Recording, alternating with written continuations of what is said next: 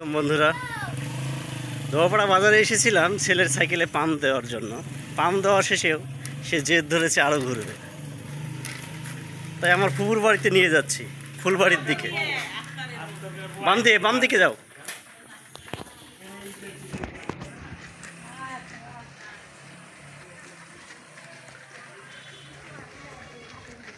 এরকম ইট বিছানো রাস্তা শহরের ফুটপাতে দেখা যায়, অথচ আমাদের এলাকায় ধোপাপাড়া মোহনপুর দিয়ে ফুলবাড়ি পর্যন্ত এই রাস্তাটি নতুন তৈরি করা হয়েছে গত 1 বছর আগে।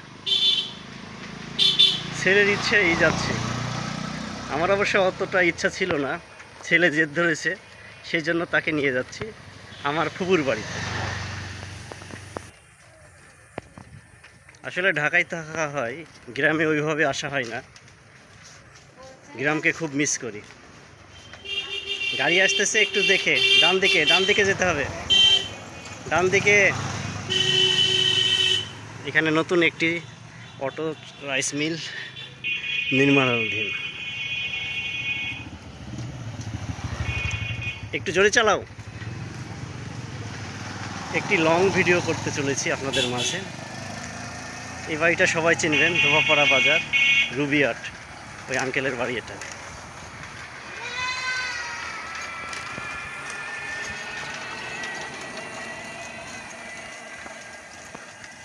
পাট ক্ষেত, পাটের শাক দেখেই খেতে ইচ্ছা হচ্ছে।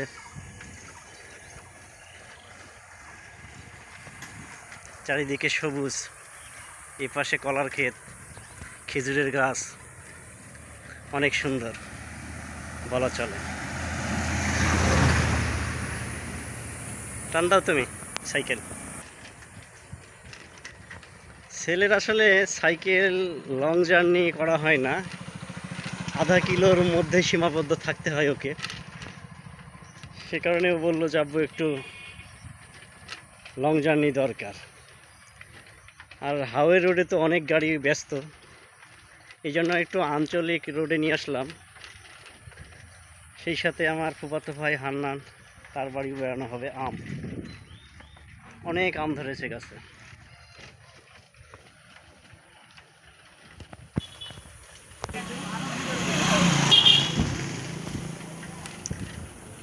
গ্রামেও এখন ঘরে ঘরে মোটরসাইকেল হয়ে গেছে, সবাই স্পিডে চলতে চায়।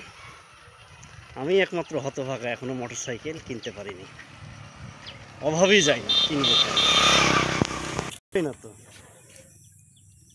আমাকে তো একটু যেতে দিবা কিছুক্ষণ, আমি ওই রাস্তার কাছে দাঁড়াই, তারপরে আসো।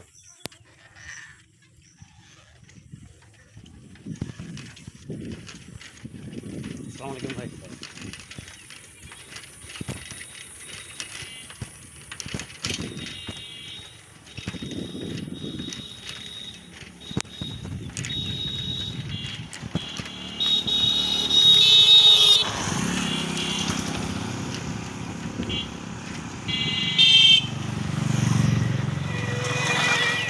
আসো আসো।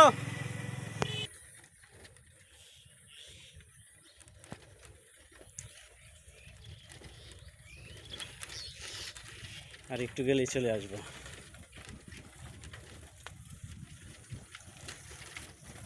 ওই যে সামনে যে বামে বাড়ি দেখা যাচ্ছে, ওটাই হান্নানদের বাড়ি। হ্যাঁ, 1 কিলো হয়ে গেছে, 2 কিলোর মতো আমরা চলে এসেছি। এই যে বামের বাড়িতে নাও।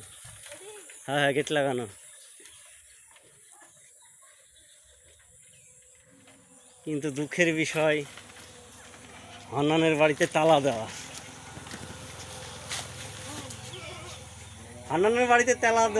যার ফলে ফুপুর সাথে দেখা হলো না। তো গাইজ, সকলেই ভালো থাকবেন, খোদা হাফেজ।